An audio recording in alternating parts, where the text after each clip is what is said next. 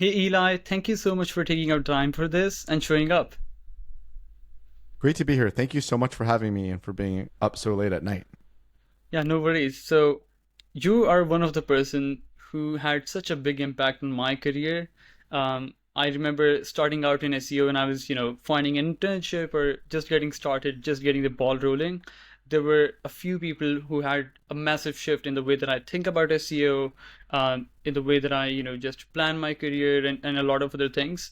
Brand Fishkin was one of them. And then you showed up one day in my YouTube recommendations with your episode on Siege Media content and conversation episode, where you talked a lot about SEO careers and how they're, changing the game. So yeah, and then with your all of the work that you're doing, the book that you've wrote, I, always had this idea that one day I want to have a call with you, ask you tons of questions because, I've been following you a lot, especially with all of this SGE thing happening and this AI revolution that we're all experiencing. So I have a lot of stuff to talk to you about. There's a lot of things that I want to unpack. So yeah, I'm really excited to get into this. I'm so honored that you listened to that episode. I never know like which episode moves the needle and who listens to what. I've had like random conversations I had with people that I didn't even realize were podcasts that ended up someone reached out and said I had a question about that. So that's great. That was the content and conversation. Those were great podcasts, and I'm glad you found that. Yeah. Awesome. So there's a lot of things that I want to touch in this episode. Um, Everything from product led SEO, and then SGE is a big component, a big theme, and then there are some other things all related to your point of view, the things that you talk about. And yeah, like, shall we just get into it? Let's do it. Awesome. So you talk about product led SEO. You have your book, and that whole word. I think if you were not the founder of that term, but that has been associated so strongly with you that everyone knows about this concept associated with your brand name. So the SEO industry knows your product-led SEO approach, which you define as, if I'm not wrong, setting up your website as a product for search users. So I won't talk about product-led SEO exactly defining it, unless you think I've defined it wrong. But one thing that I am interested in to learn about product-led SEO is the strategic steps that you would recommend someone to plan their SEO strategy in a product-led manner. Like, are there some handful steps that someone can go through? I know that you talk a lot about starting with customer interviews, for example. Are there something that have you thought about a process that someone can take and build their website or their search strategy in a product-led manner? Yeah, so essentially, product led SEO is a continuation and an extension of marketing, of the holistic marketing strategy a company should have.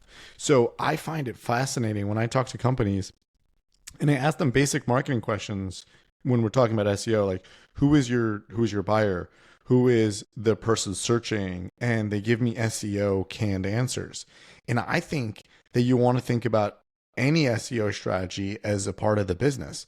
So if you're selling widgets and there was a reason that someone would buy it, then that is what you incorporate into your SEO efforts, and not this disconnect between I'm selling widgets like on the phone and by email, but when it comes to SEO, like I'm doing all this other Googling and keyword research, and it's totally disconnected.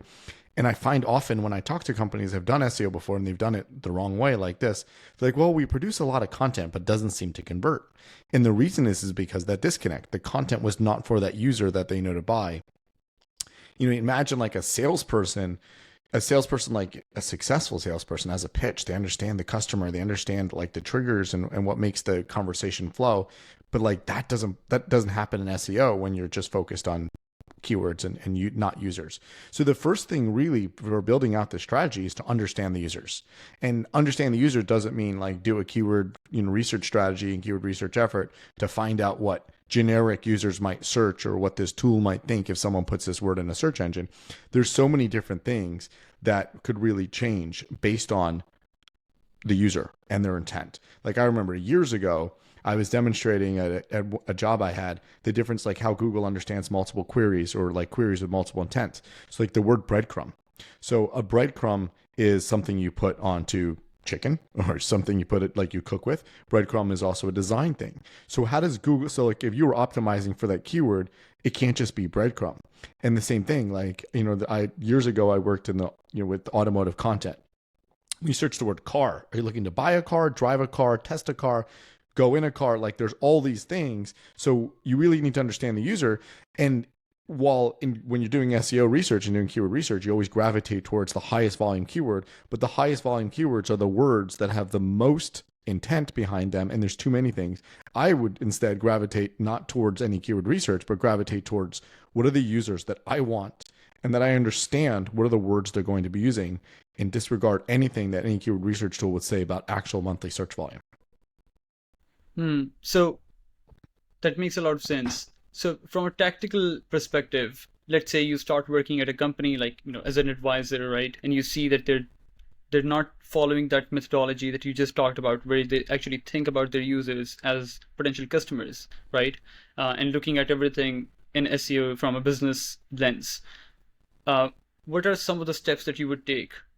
Is there like a series of steps that one can actually follow and implement this? So first and foremost, I never would work with a company on an SEO strategy if I don't believe there's an SEO effort that should be conducted. So that whenever I meet potential companies, we talk about the first question I talk to them about after I understand their customer is we talk about the buyer's journey. So how is it that someone finds you, and what makes them convert, and why would they convert, and how do they convert, and what are all the steps that take? So we really dig into that. If SEO is not a part of that, that's not something I want to change their mind about and convince them that they should. Actually, I do the opposite. I convince them that they shouldn't think about SEO. So just prior to our meeting now, I was talking to a company who was convinced that SEO was their channel, and I walked them through the buyer's journey, and I pointed out to them that they have this self-selecting bias, that they think SEO is the right thing for them because they've converted a few customers from SEO, but they actually haven't tried anything else.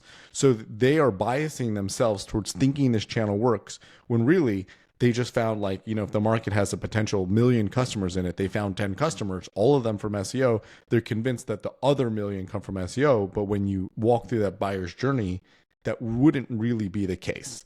Now, if I'm working with a company and we decide that there is a buyer's journey that includes SEO, then we start trying to understand where SEO is in that buyer's journey.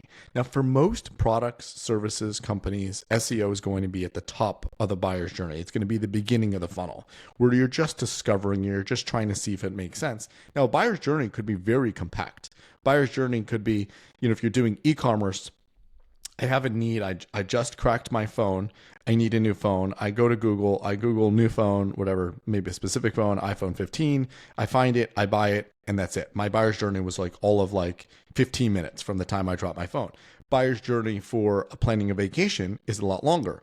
If it's now September and I'm planning a vacation for next July, that is automatically going to be a very, very long buyer's journey.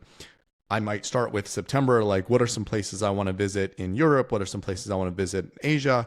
Get some ideas, narrow that down, continue Googling. Now, if you are doing SEO and you are one of those sites that I bump into in September, great. So you've taught me that the best place to visit in Asia is Pakistan. You've taught me that the best place to visit in Europe is Croatia.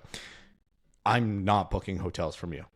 I'm months and months away from doing that. So you might think, oh, we're doing great. We got all this traffic, but you're not getting paid on the traffic. So really understanding the buyer's journey. So now if I were working with a travel agent, I might not really encourage them to put all their effort into informational content.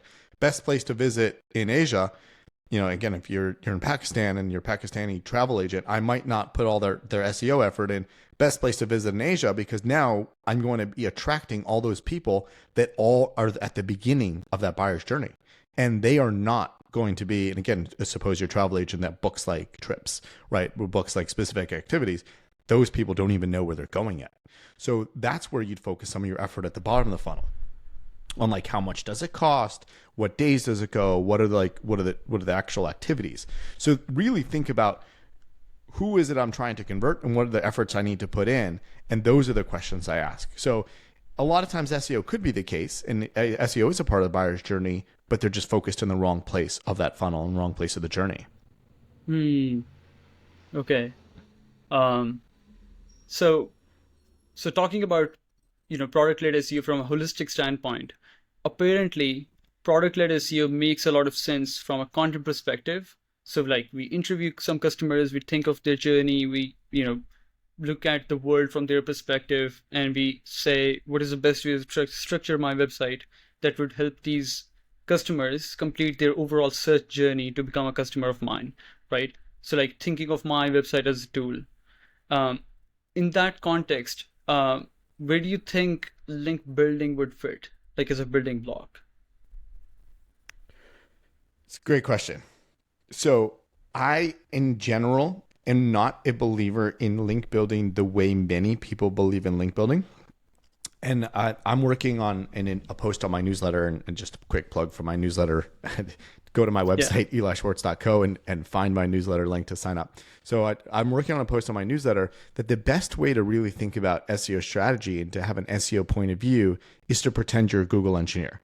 So take a step back, pretend it's not your job to be a marketer, and now become a Google engineer, and imagine that you're writing an algorithm. You're writing an algorithm for 2023. So in 2023, where we have generative AI and we have an internet that's full of spam and we have an internet that's full of guest posters and backlink buyers, how do you understand what the best piece of content is? So maybe in 2000 or even 2010, it'd be very easy to have this one very, very specific ranking of PageRank or domain authority or something and say, well, that's a very, very strong page.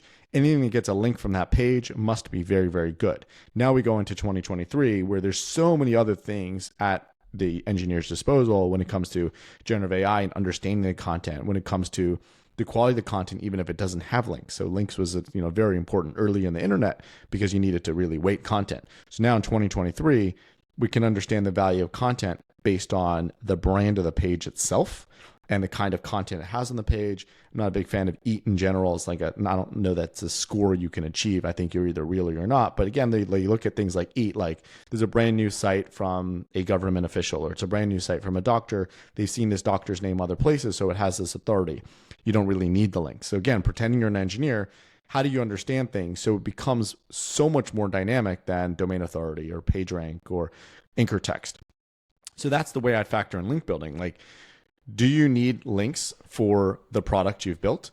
Well, if you want to be an authority in a space, then you potentially need a high quantity of links from other kinds of sites in your space. And it needs to have a similar footprint from links that every other site in your space has. If you fall outside that norm, again, they have AI, and AI can quickly say, hey, every other site has this like normal distribution of links, and this site is like heavily weighted towards high domain authority links. Like they can see all that. Like AI can do that. Mm-hmm. So that's the way I don't know that it's so easy now to outsmart these systems because they're smarter than us. And what they're really trying to accomplish is what's an authority piece of content. So if you're trying to understand link building, again, put yourself in the engineer's shoes and say, well, how would I recognize a regular authority in this space, a regular authority in this piece of content without them doing SEO? And that's what I would do. So, digital PR, again, that's similar to word link building, but it's just PR. Like people talk about you. Does Twitter count as a backlink? Well, in theory, I don't think Twitter should count as a backlink, but I know that that Google looks at tweets because that they have that fire hose. So maybe there is a way they say, well, the same link got mentioned over and over by accounts with a lot of followers and that have a lot of engagement and that don't have this sort of spam score applied to it. So maybe we should say that's an authoritative piece. But it's not like, if you look anywhere, like, does Twitter count? Like, no, it's a no follow link. There's not a chance it counts. But like, again, if I were an engineer and I were looking for more signals that something is valuable, why would I not include some sort of signal like that? Again, I'm not saying this for fact, right? I'm just saying Yeah. that the easiest way for me to understand and get a point of view on like what works is to step out of a marketer's shoes, step out of the SEO shoes, and write an algorithm. Hmm.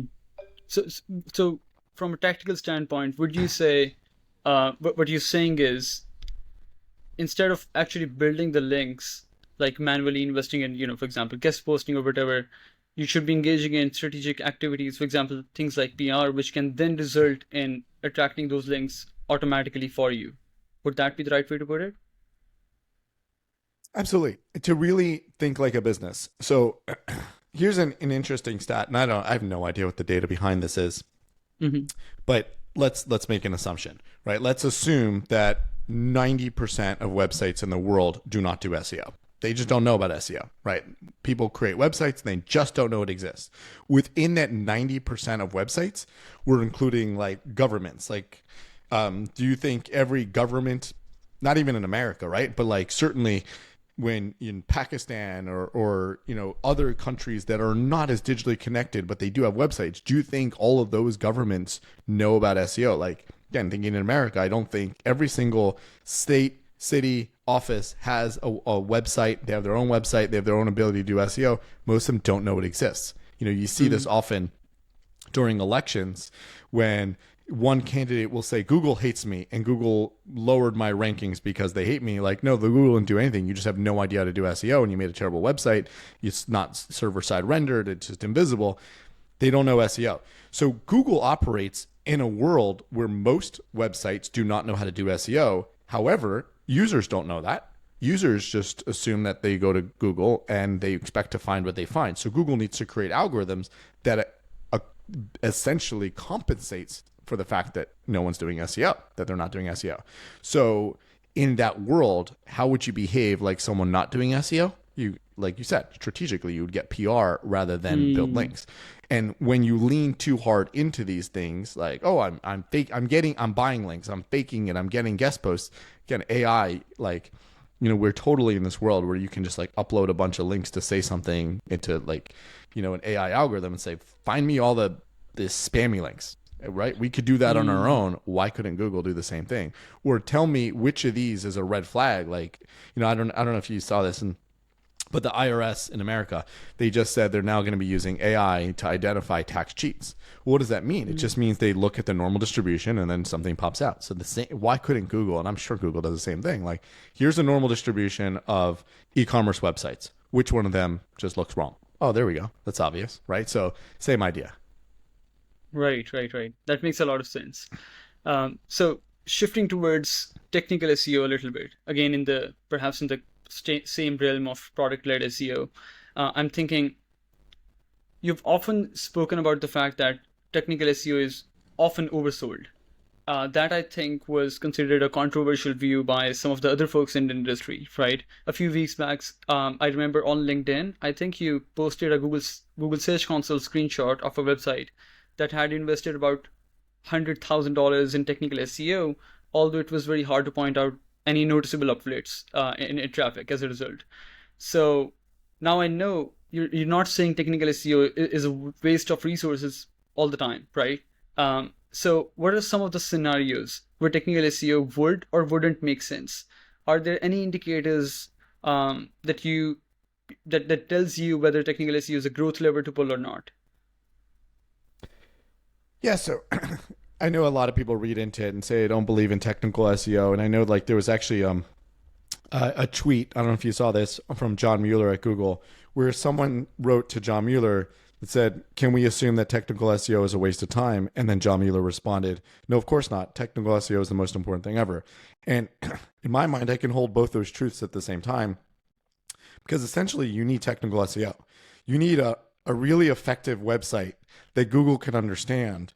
However, most websites are already there. And, excuse me, early in the internet, you had a lot of custom websites. You didn't have CMS. So people would make their own version of their website and they'd build it from scratch. And there would be things that wouldn't be effective. And you would need and you would get a technical SEO audit and say, hey, this is the way you need to structure your homepage. This is the way you need to structure your scripts. This is the way you need to structure your footer and all that. Today, most websites come out of a box. They come out of, and the boxes are mostly good, right? Even, my personal website is on Wix. Is Wix as good at SEO as WordPress? No, it's missing a little bit. But for my use case of just having a personal website that says, sign up for my newsletter, here's who I am, here's my book, that's good enough, right? So like the fact that I can't do some things, like, I don't know, I can't do a href lang tag, or I can't do complicated, I don't even know if I can, but like can't do complicated canonicals, it doesn't really matter for me. Now, most websites that come out of a box. Again, Wix is, really a done for you kind of service. But even like a Webflow, a hosted WordPress, those are like, that's what everyone's using. There are very, very few custom websites. So is technical SEO something that doesn't exist? No, of course it exists, but it's not a requirement for most sites because they're already 85% of the way there, 90% of the way there. So when I say technical SEO is a waste of time, there are too many agencies that are selling what they sold 10 years ago when there weren't all these proliferation of good CMSs. They're still coming in and saying, well, if you'd like me to work for you, the first thing I need to do is a $10,000, $20,000, $100,000 audit because I need to see what's wrong. And then they come back, and this even happened to me 10 years ago at SurveyMonkey where we had a custom website, but they come back and they say, okay, these are all the things that are wrong. And then you fix them and you don't really see any lift in traffic because you were mostly already there. Now, again, if you did this SEO audit and the site was awful, it was invisible to Google, you didn't have any title tags, then you could move the needle. So when I say technical SEO is a waste of time, they're putting the same effort into it today that they put into the technical audit 10 years ago, but you're not really unearthing that. Now, there are websites, like really large, complex websites that could use a lot of technical SEO work. Like I'm sure eBay could use a lot of technical SEO work. Amazon could use a lot of technical SEO work. But your average website that has 30 pages, I don't think you'd get any lift from a technical SEO audit. So baseline, you need good technical SEO, and Google needs good technical SEO. Again, going back to my earlier point where most websites in the world don't do SEO, I still think even if you've got bad technical SEO, Google can still kind of figure it out, but you are handicapping yourself a little bit. The best way is just, bring it up to speed and let Google understand it. However, I don't think for most websites, there's a huge lift that they're going to get from technical SEO activities, except for internal linking. I think internal linking is one of those things where every site can improve if it's large. Yeah, that makes a lot of sense. So one way that I always think about technical SEO, and let me know if this frame of reference is fine or not, right, is that its significance would be directly correlated typically with the size of the website, because the way I see technical SEO is like you need technical SEO to fix the problems that that just happened as a result of publishing a lot of content or having large operations overall in your website. So maybe you didn't channelize the page rank really well on the website overall because so many teams are working together and it's such a large content operation that you're executing. Would that be the right way to think about it? Which means like only bigger websites would actually get some leverage? Yeah, I don't know if it's necessarily bigger, but it's complex. So the more complexity you have, which probably correlates to bigger, but the more complexity you have, the more opportunities there are to improve the technicals. But again, most websites, they're not that complex. Like they have hundreds of pages of content and they, most of them are internally linked. Again, when it gets bigger, it gets more complex. You have different features, you have different languages. That's probably where technical SEO matters more. Makes sense.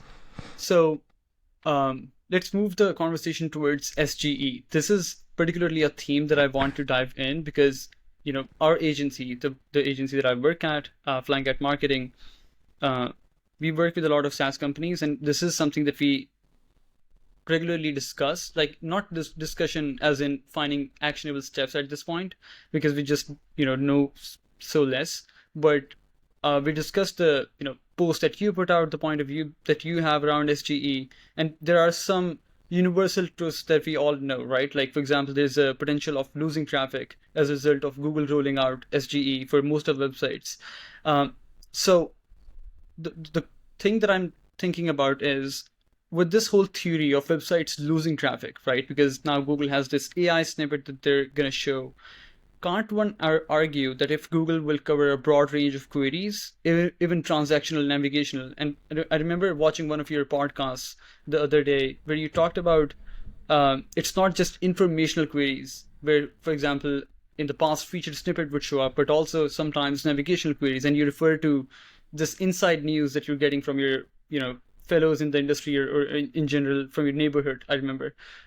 So do you think one can argue that, if really SGE is going to cover a broad range of queries, even transactional and navigational searches, then that would have a solid impact on the traffic generated with Google Ads too, which means that it will have a dent on Google's ad revenue? Initially, I thought it would. I thought that when Google launched SGE, it was going to have an impact on their ad revenue because you couldn't go all in on both strategies at the same time. Part of what annoys a lot of people about Google is that there's a lot of ads. Like you go, the top half of the page is all ads.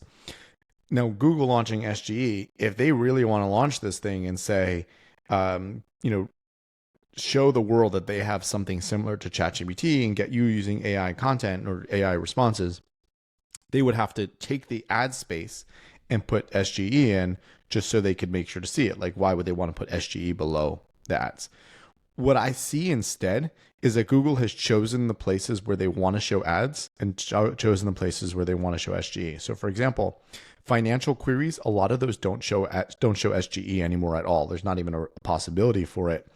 Now, I do think that ad revenue will be impacted somewhat because we'll potentially be doing less searches or the behavior will change, but I'm sure Google will figure it out. Like, the world is changing. Like, it inevitably their revenue will change also. Like, you ask a question, best places to travel during the summer, prior to SGE, that would be regular links as well as ads. Now you ask that, and there's going to be ads, of course, I'm sure, and then there's going to be SGE, and then you're going to go down this whole rabbit hole of like Googling and asking questions, and then the ads will probably stop showing up. So I think their business model does change. The other thing that will happen is, and Google has this power, of course, is that there may be less real estate for ads, which means that the advertisers now compete with each other more and they bid higher, and the ads that are remaining become more competitive. So then Google's revenue ultimately stays the same. So I don't think I'm not as concerned for Google's revenue as I was when this first came out, because I thought that Google couldn't go all in on SGE and all in on ads, but they have figured out how to do both at the same time. And do you think with all of this, market share pressure that they might be losing, against ChatGPT, for example, would Google be, taking the bet in taking some loss in ad revenue just to capture that market share, and then maybe something like that? It sounds like very bold move, but I'm just thinking from a business standpoint. Yeah. No. I totally think they do. So I don't know if you're paying attention to this, but there's a court case right now with the Department of Justice is suing Google for antitrust. Are you paying attention to that? No. Okay.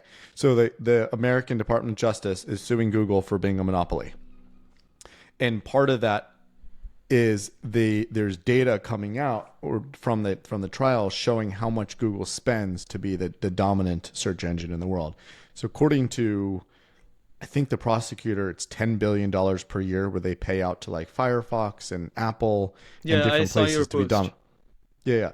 So, I mean, will Google give up some ad revenue to keep the $200-300 billion a year they make per year? I think they make, I don't know if they make that much on just search, but like, would they give up some ad revenue to make sure they stay dominant? Yeah, I think they would. So like, it's a long game for them. That makes a lot of sense. I think there was also, not sure if it's actually a fact, but I remember that Google actually pays Apple as well to still have the default search engine, right? Yeah, that makes sense. So you've mentioned that SGE is going to be, just 2 days back, I think you used the word apocalypse for SEO. What's interesting is that you've also mentioned that SEO will still matter and perhaps be even more in demand. Those two sounds like contradictory views. How do you hold them simultaneously? So I think that it is absolutely going to be an apocalypse for sites that are not prepared for a change. There's so many sites in the world that are doing SEO. Again, it's such a narrow number of sites, but there's so many sites in the world where they are just producing content for the sake of producing content, and they don't really understand their metrics, like their downstream metrics, and suddenly everything's going to change. They're just producing content for the sake of producing content. And once Google takes that traffic and puts it to its own answers, their traffic disappears. Now, ultimately, does revenue get impacted from it? No, because I don't think they earned any revenue from it to begin with. So that's the way I hold both of those in my mind at the same time. Like, when I talk to, let's say, B2B SaaS companies, I don't think most B2B SaaS companies should be investing any money in SEO, because that's not like the way, that's not part of the buyer's journey. Buyer's journey for B2B SaaS is typically like an ad. They get informed about a solution to the problem, or they, a salesperson cold outreaches them. They're not typically going onto Google and looking for a problem and choosing to purchase it right then and there. So in that case, are the final customers for that B2B SaaS company going to change? Is the revenue for the B2B SaaS company going to change just because their traffic changed? No, I don't think it will at all. They'll just discover that SEO channel that used to drive some traffic that never converted for them no longer exists anymore. So that's the way I think of that. Right. So you work with a lot of enterprise tech companies to build their SEO growth engines. What would you personally do differently in a way you approach SEO in the world where SGE is completely rolled out? Sorry, repeat that question. Yeah, sorry. So, with exactly connected with the previous one, when we say that SEO is still going to be in demand, but only if SEOs are going to change and adopt within this SGE world, right? So, when you work with enterprise companies, how do you think you will do things differently in a post SGE world versus a pre SGE world? So I think that most companies should focus on the mid funnel, right? So like they're focusing on the top of funnel, which I don't think converts for many customers and for many verticals. They're like let's say that Pakistani travel agency. They're focused on, here's the best places to visit. You want to go to Pakistan and you want to go to these cities in Pakistan. I don't think that converts, to an individual who's trying to sell services and trips. So that person should go where that person should have already been, which is the mid funnel. Like, I'm looking for this specific trip. I want to know what the cost is, or that might even be closer to the bottom of the funnel. But that's where I think they should focus. Now, you're asking a question of, does SEO still matter? I actually think SEO matters even more, because now we need to be more strategic. I use this analogy recently where, at the beginning of the pandemic, well, prior to the pandemic, there were epidemiologists. It's a specialty. It's something that people go to school for, and they people pay them, and they understand infectious diseases and all that. But nobody knew that. Nobody really Googled the word epidemiology. But then the pandemic hits, and all of a sudden everyone wanted to know, like, epidemiology, who's an expert, what are you an expert in? I think that SGE is going to be the pandemic for SEO. So suddenly it's going to be like, hey, I did some SEO tricks. I read Moz. I have a SEMrush. I do my own SEO, and then your traffic gets destroyed. And suddenly you're like, find me the nearest SEO. I need to know an SEO. I need help right now to figure this out. Now, I think a lot of SEOs are going to be caught out in the cold because they're not going to have the tools to approach this, because those old tactics aren't necessarily going to work. Keyword research won't really be as effective anymore. Backlinks are certainly not going to be as effective anymore. Raw content won't be as effective anymore. They'll need tools, and I think that they should be focusing on who the user is, where the funnel is, how do you build traffic towards that place in the funnel. But I do think SEO is going to be more needed than ever. The best thing about this, of course, is that when websites lose 50% of their traffic, they're going to be pretty intent on figuring out how to keep the 50% of traffic that remains. So I think SEO is going to be more necessary than ever, and it will be good SEO will be the most necessary thing ever. And like, there has not necessarily been a requirement for good SEO because there's not a lot of strategic SEO happens. Like, I can tell you that most of the companies I talk to, they're like, oh, we do SEO. We write a lot of content. We write AI content, and then we buy links. Like, that's not very strategic, and it sort of works. I think those kinds of things completely stop working in an SGE world, and now you need to do something more that's more strategic. Right. So I have a very loaded kind of a question, but I'll go for it. I love loaded questions. Awesome then. But it still, chunks down into a smaller thing at the end. So you mentioned that in a post SGE world where SGE is totally rolled out, attracting top of the funnel searchers would be hard, or would just not yield enough results, since the searchers would be more informed about the high level information already, right? Like, they search something and like they already know a lot because AI has been giving them all of the answers. So like, when they actually click on your website, they would not do so for top of the funnel content anymore, or they would not need to do that, right? So rather capturing searchers in the middle of the funnel of their journey would make more sense.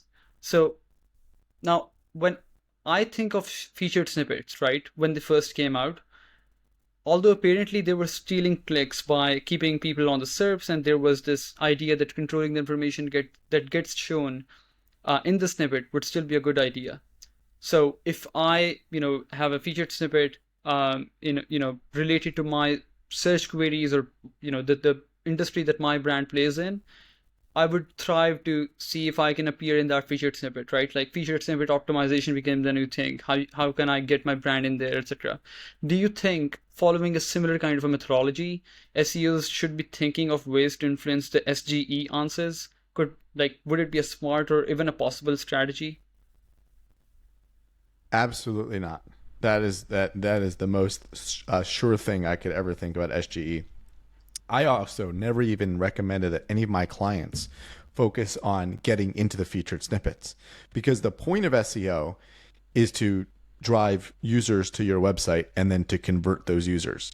Showing up in search results and giving away your content for free is not something I'd ever measure. Now, I know that like many SEO agencies, they like to report to their clients. I don't know if you do that, flying cat. They like to report to your client like, hey, we're not just number one, we're number 0. Like, this is the best thing ever. Like, we're featured snippet. But why? Right? Like, you're giving away content for free.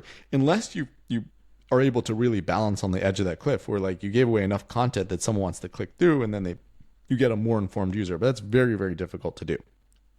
When it comes to SGE, I think most of the time the SGE answer is going to be good enough, and it's going to answer what the user wants, and then they can move on.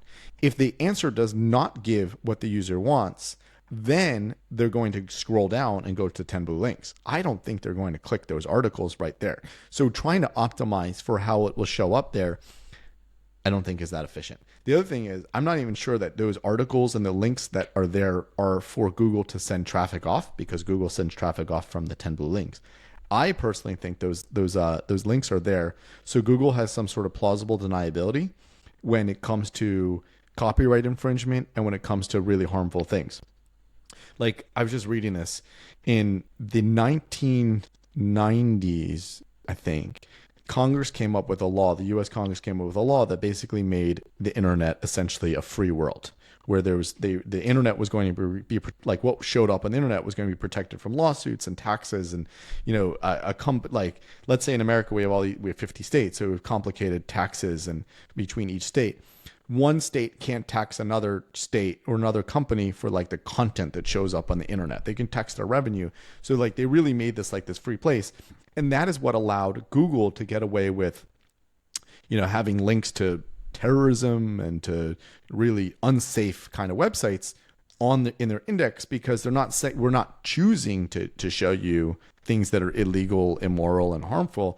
We're just an index. We're just, it's not our fault. And we actually, from an American standpoint point of view, they won't even remove it. I know in other countries they could say to Google, like, you can't show this on Google. Let's say China. That's why Google left China. You can't show this on Google.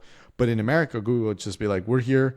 If that website is illegal, then you government, you go and arrest the owners of the website and take the website down. But if the website exists on the internet and they don't have a robots.txt that says we can't crawl it, we will crawl it and we will index it and we will show it. So now we're in this world where Google itself is going to be giving the answer. That seems a little bit risky to me from a legal standpoint. Like, if you go on Google and you say, how do I make a bomb? And then SGE says, okay, here's what you do, right? Is it Google telling you that, or is it Google that told you that from the websites? So by having those links, Google can now say, look, it's still a summary. It's still an index. We didn't tell you ourselves, right? So I think that's probably part of the calculation of why there's links. The same goes with plagiarizing. Google can say, like, yeah, we didn't plagiarize it. We kind of learned from you, but we're letting people go and learn more from you. But I think that ultimately, if SGE is working, there's no reason to click those links. You got your answer. Right. So if we think about it, not in a way to optimize that answer that SGE shows you, but rather in a way that, for example, if I'm doing all of this high quality marketing stuff. Let's say I'm, engaging in PR and I'm doing a lot of other stuff, right? Um, and I'm just like actually doing brand marketing. I'm putting my brand's name out there. I'm just being a good marketer. Do you think in that case, since like the way I'm just thinking about SGE is that it's going to be an AI that would be able to like swoosh different results from the internet about a topic and then give you an answer, right? That like imagining that's how an LLM would work. Would you say that if you're overall doing a good marketing, your brand being recommended, for example, for anything in general within the AI snippet, uh, can happen, or should that, like, would that be an indirect kind of an outcome that you can still get to? So you would think it'd be better for brands to show up there? Like it's I part mean, of the funnel? I mean that is how I'm imagining this, right? Like for example, if any company does really good marketing and they write, for example, for ClickUp, they want to get associated with project management or some other terms. So they would be really happy if the SGE snippet talks about project management and then ClickUp is also a part of the conversation Yeah, somehow. yeah. I think the challenge is that okay, so that's another thing goes back to links. I think when it comes to like how you when you optimize for search, Google always says there's 200 ranking factors, and then I think there's probably millions of ranking factors. There's lots of more than 200, but the Hmm. truth is, when it comes to like actual ranking factors, there's probably way less than 200 that matter, right? Like of the 200 that Google claims, there's some very, very small ones. And then of the past 200, there's some even smaller ones. Really, there's probably 10, right? Like we can, you go on to Search Engine Land or Search Engine Journal or anybody's blog post. What are the 10 things you need to do for SEO? Those are probably it. Like, have your keyword there, have a title tag, make sure your page is rendered well. Like there's 10, right? But when it comes to AI and it comes to SGE, it's hard to really reverse engineer that because there's potentially millions of possibilities. Like I forget the number. I had it in a blog post I wrote, but I think every minute a Tesla self-driving car or any self-driving car comes up with a terabyte of data. There's like some insane amount of like data just from driving from its cameras, and that's AI, right? So like if you look at a self-driving car, you're like, well, why did it choose to do exactly what it did at that? And it's making decisions every second, like adjust the speed, adjust the steering wheel. Why did it choose to do those things? That's AI. We can't really reverse engineer its thinking. It's like asking a human, like, why did you blink your eye? Like it's thinking. So or actually you're not thinking when you do that, it's totally automatic, but that's the idea. So like I think what you're showing up in an LLM, you can sort of say, oh well, your brand was referenced all these different places, so like if you do those things, but a lot more goes into it, and each thing is weighted differently, and it thought about it. It thought like, should it put ClickUp or should it not? And then you could do the exact same thing and it doesn't show up, and you really can't reverse engineer it. And I think that's again the genius of AI. So I think you're right. I think it is good for brands to show up there. But I think the things that will cause the brands to show up there are not things that you're doing for SEOs. Like if ClickUp wants to be the best for project management, they probably are already known as the best for project management in a lot of different places. So that's how they showed up there. But if you're a startup and you're not the best for project management, I don't think that there's anything you could really do. So it becomes a Mm. self-fulfilling prophecy that the right sites are showing up there, and it it improves their brand, and it really helps them grow. But if you're not, I don't know that startups will even, like, it actually will hurt startups. The startups will not get a fair shot. Yeah, that makes total sense. I remember watching Rand Fishkin's Whiteboard Friday a few years back. Like I think it was like 10-year-old video perhaps from now, and he was talking about deep learning in the context of search. And I remember him talking about how, for example, if AI is really a part of search, how it will, at one point be creating so many neural networks that it would be like he said this. I'm not sure, if it's factually correct, but it makes sense that Rand basically was saying at one point it's even logical that even Google's own employees might not even know how that network is working. And that was like really fascinating, right? Like it goes beyond your tactical optimization. Like, hey, this is if I do this, this is the outcome. I rank here if I, update the title tag. It becomes something totally else. I think that's exactly that. And that's the thing that you really have to understand about AI. It's these neural networks, it's thinking. And Hmm. it's not following a set of rules, it's thinking. Like the same way every human is different, and you can't really explain human emotion with thought and logic, that these are thinking, and it makes it much harder to really reverse engineer how this all works. Yeah. So you've talked about how the search TAM, total available market, isn't going to change with SGE rolling out. But what is going to change with SGE and many other LLMs now in action is the searcher's behavior. So in the past, they would come to the website in a full funnel view, which means that a big chunk of that traffic wouldn't be ready to buy, right? They wouldn't convert. Now, with everything going on, the searcher who will still end up on your website will be more qualified to make a purchasing decision because the overall TAM is the same, but all of the top of the funnel traffic is just getting satisfied with SGE answers. So would it be fair to say that the magnitude of potential traffic loss due to SGE is bigger, but the potential revenue loss wouldn't be that big? I think the revenue loss overall is probably, actually there's probably no loss overall. There's probably a gain overall for the internet, because this Hmm. is it's an improvement in the internet. So therefore, I think hopefully this creates more economic activity. Now, there will absolutely be a loss for individual sites, because like if in the past you were able to get traffic and monetize that traffic, maybe with an ad, but now, or an affiliate link, now you can no longer do it. However, again, I think the internet itself grows. However, the buyers of stuff doesn't really change. The economy doesn't really change. It's not like, oh, now the internet's less useful and I'm going to go offline and I'm going to go to a store for it. So I think, yeah, it shifts the marketing mix. It's like, Hmm. actually, here's a great example. We'll go back to the pandemic. When the pandemic started, the overall goods that were bought in stores physically plummeted. People stopped buying stuff in stores, but they moved it somewhere else. They spent more money. Like I don't know, like if you saw this where you are, but like in Hmm. America, when the pandemic started, all of a sudden things started getting out of stock. Like there was no flour in the stores because everyone wanted to make bread at home and make cake at home. So there was shortages, but I think ultimately people ate the same amount of food. They just didn't eat in restaurants. They ate more bread that they Hmm. made. So Right. Yeah, I yeah, think yeah. that's the way of looking at it. So when like the pandemic started, things shifted. So now this is again pandemic for the internet. Things shift, but overall economic activity doesn't really change. Stuff is still bought. Hmm. That's a really good analogy to think about this. Um, okay, so I really want to move now towards some SEO career advice because I remember watching that episode and I really want to do the rest of the people watching this episode a favor by just asking you tons of questions about how SEOs can, best set themselves for success from a career standpoint.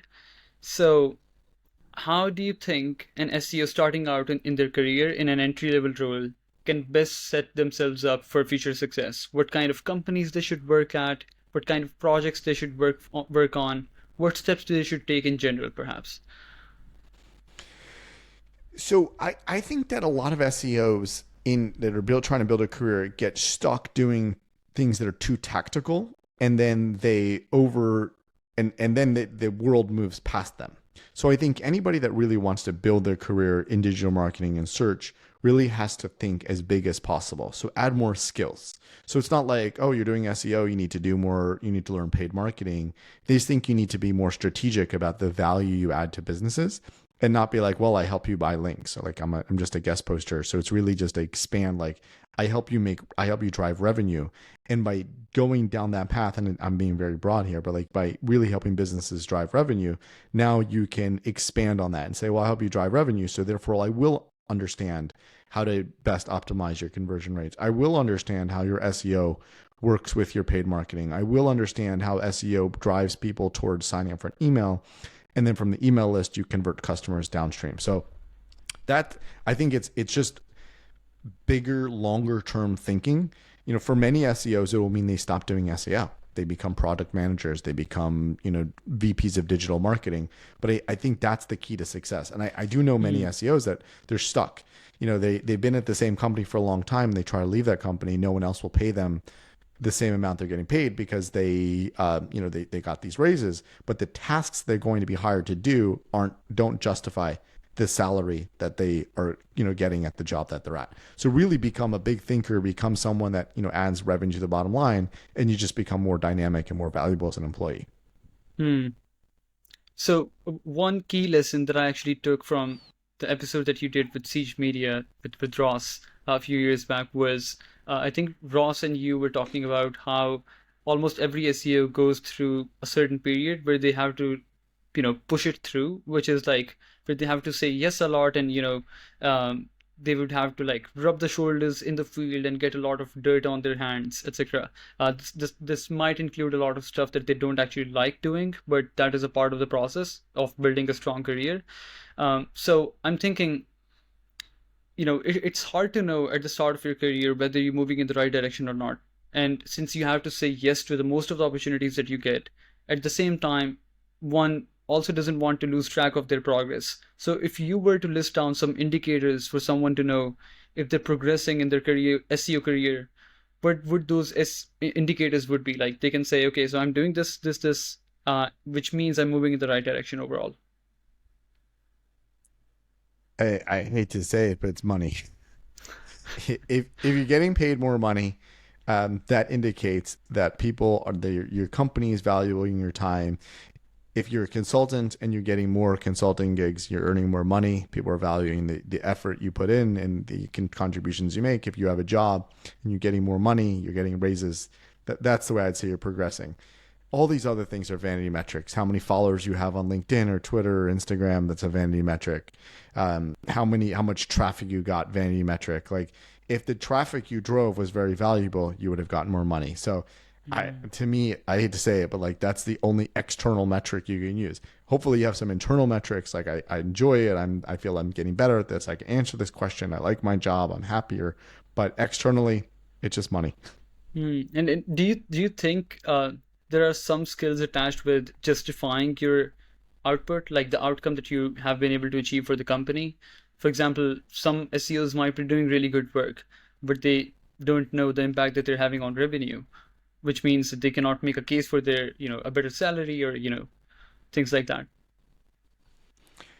That would be a challenge. I think you have to know what impact you're making on revenue if you'd like your efforts to be more valued, because you need to articulate that. Again, I think this is where a lot of SEO teams fail when it comes to requesting budget, requesting promotions. They can't articulate their impact. Maybe they're missing the data, but they can't articulate the impact. So you need to be able to dig into this. So like, for example, I forget what I talked about this in the video, but when I was at SurveyMonkey, I discovered, that from first click analysis, and this isn't necessarily the most real way to do it, but from a first click analysis, 2/3 out of global revenue came from SEO. So, maybe paid went and retargeted them, and then they got the deal. But like 2/3 of global revenue was coming from SEO. It's about $200 million. So when I made a request, I'd say I'd like to go to a conference. This conference is only going to cost me $5,000. I was a $200 million team. Where I could say I would like to be able to purchase, the enterprise plan of SEMrush. Again, I was the $200 million team. No one was going to tell me that, but part of me wanting to articulate that I needed more employees, I needed more resources, I had to understand the downstream impact. So if you don't know that, then when someone says, what did you contribute to the company?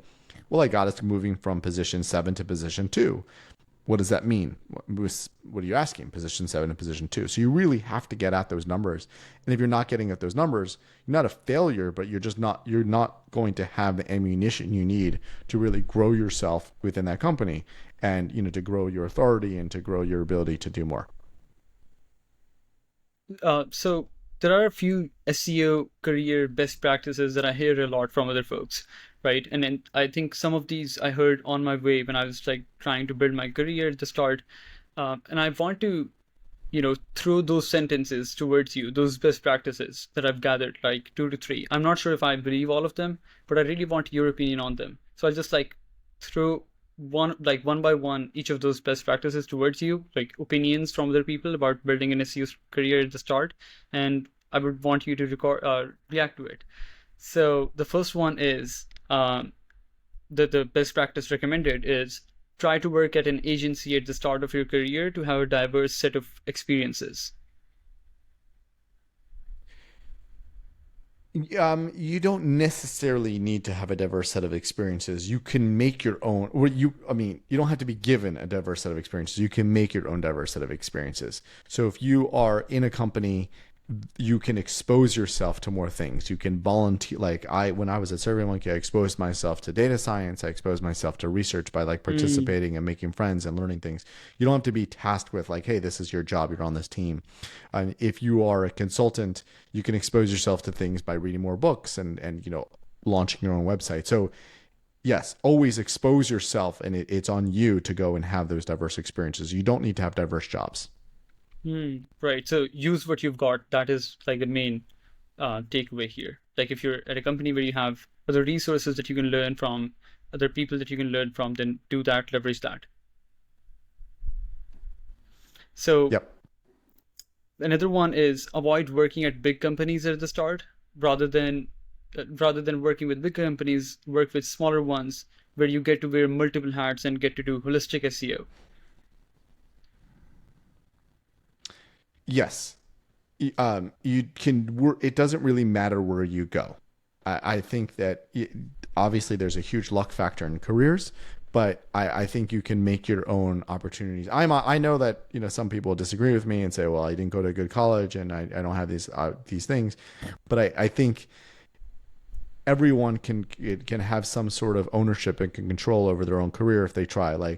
I remember years ago getting picked up at an airport in an Uber, and my Uber driver was actually trying to fund a startup. And he felt like by driving Uber in Silicon Valley, he had an opportunity to have a captive audience of entrepreneurs, venture capitalists, engineers, and he used 20-minute drives to pitch his idea.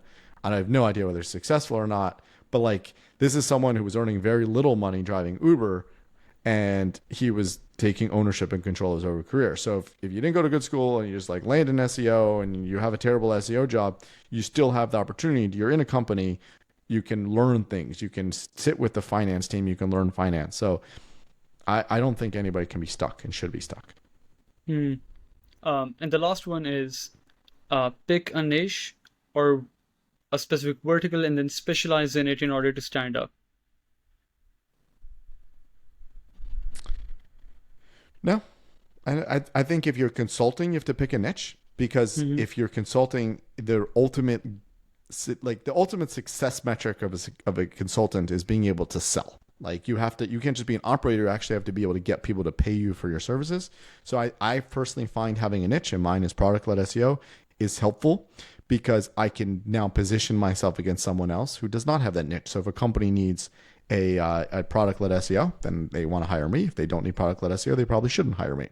If you are within a company, I absolutely would not pick a niche, because that would mean if your boss comes to you and says, hey, I need product-led SEO, and you say, I'm just a product-led SEO, they're going to go hire someone else. That's when you say, I actually have no idea what you're talking about. I don't know how to do this, but I raised my hand and I will learn. So don't pick a niche if you're in a company. Right. If you are in an agency and you are the link builder and they need some extra help doing a technical audit, go figure out how to do a technical audit. And now you can add that to your skill set. Okay, so one question that I have is related to how most of the SEO people stack their skills. So one thing that I've consistently noticed is most SEOs care a lot about the algorithm, which makes sense because that is the channel that we're optimizing for, right? So it makes sense to learn how Google works and everything. But it looks like they sacrifice or compromise on some of the fundamental marketing basics or concepts in order to do that. So for example, if you I've experienced this, if we talk to any random SEO, it's very likely that they would know way more about Google than their own customers. Do you think there's a flaw in the way people actually stack their skills? This is what I think I did wrong at the start, which is I started learning tactical things, which maybe helped me at the time, but I think I might have been better off if I learned the marketing side of things and the consumer side of things, and in general, like build those concepts really strong, and then stack these, how the algorithm works and what are these SEO best practices on top of it. What do you think about this? No, I think that it's important to really understand like the business side of things. So that's why when I talk to customers or anybody looking to do SEO, I try to understand their business as much. So I don't get as focused on the algorithm. I think the algorithms change. I actually think search engines could change. For all we know, ChatGPT becomes a dominant search engine. Maybe ChatGPT makes Bing become a dominant search engine. Maybe Apple has its own search engine. So it's really about understanding the business and the user more than the tactics. You want to be an expert link builder, link building could disappear. You want to be an expert, technical SEO could disappear. You want to be expert at Google algorithm, and Google disappears. But if you understand the business and the nature of humans don't change. So even if humans start Googling or searching on Bing, they're still searching and clicking links. Even if Bing has 4 links on the page and Google has 10, it's still humans looking to solve a human problem. So business Right, to me is right. more important than tactics. Yeah, makes sense. So last thing for you, Eli, um, talking about still in the same theme of SEO careers, I'm thinking if we talk about SEOs who are ahead of their game in general, like they've built some level of a career, they're in a senior role, and we're talking about people who have, some pretty decent accomplishments under their belt, right? They've driven some revenue for the company and those kind of things. Now they want to level up their game in terms of the kind of impact that they can have, earning more money, right? And just creating a better life overall. Now, there are only a few routes I think are available to them, right? And that could be maybe a limitation of my thinking, but the way I see this happening in the field is that some of them become a consultant, some of them, start an agency or something. Some of them, of course, choose a totally different path. Maybe they become a founder of a SaaS company or whatever, right? Um, I and especially because I know that you like Kevin is specifically on this path, right, of consulting at this point. And perhaps you were the one. I remember listening one of your podcasts that you advised Kevin that he should get onto this route. I'm thinking, what is your thought process about picking the path you want to take to unlock to the next level of SEO career? And what advice would you give to someone else about this? My advice would be for someone to look at what their own version of success looks like and then see what gets in the way and go after that. So for some people, they're doing SEO and they want to become the CMO. Some people are doing SEO and they would like to be a consultant. Some people are doing SEO and they at an agency and they want to do it at a company. Figure out where it is that you want to get to, and from there, look at the building blocks and the things they need to do to unlock that. In Kevin's case, I thought Kevin would be a great consultant, and I encouraged him to expose himself to do more things rather than be stuck at one company. But some people, they don't want to be a consultant because they don't want all the things that come with it, and they shouldn't be a consultant. They should have a full-time job. So really about your own career, not someone else's career, not someone else's view of what your life should look like. What was your thought process about this, making your own choice, becoming a full-time consultant at one point? Oh, I wanted to do it for 10 years. Most of my career was about how I could end up being a consultant and how I could own my own destiny, at least when it comes to this. So part of while in my last full-time job, I moved overseas. I moved to Asia and Singapore so I could get some exposure to international markets. I spoke at conferences. I wrote on, different media so I could build that consulting. I consulted for some other companies on the side so I could build that portfolio of companies. So really that was my goal. And I'm fortunate that I've been able to live that dream for the last almost 5 years. But if it weren't my goal, I don't think I'd have as much passion for it because you have to do what you want to do. Again, not everyone's lucky enough to do the job they want to do, but at least you should have the hobbies and the life you want to do and be inspired to do that. So again, if I was stuck as a consultant just because I couldn't find a full-time job, then I don't know that I'd be as passionate about building it and learning and really, working with clients. But I am I'm passionate about it because this is the job I want. Makes a lot of sense. So, yeah, Thank you so much, Eli. I really appreciate you taking out the time for this. How can, and it might, like, it feels really weird me saying this, but do you want to talk about how people can connect with you? What is the best way to reach out to you or work with you? Possibly, you have your newsletter. I follow that. You create your podcast. I'll let you speak. Yeah, it just Google me. If you Google me, you'll find I have a podcast with Kevin Endig, a Contrarian Marketing Podcast. You can obviously add me on LinkedIn. I show up on Google ahead of so my own personal website's ahead of LinkedIn, which is great. You buy my book, of course, Product Led SEO on Amazon, and sign up for my newsletter. That is something I've been working on this year. So it's productledseo.substack.com. So thank you so much for having me. This is great. Amazing.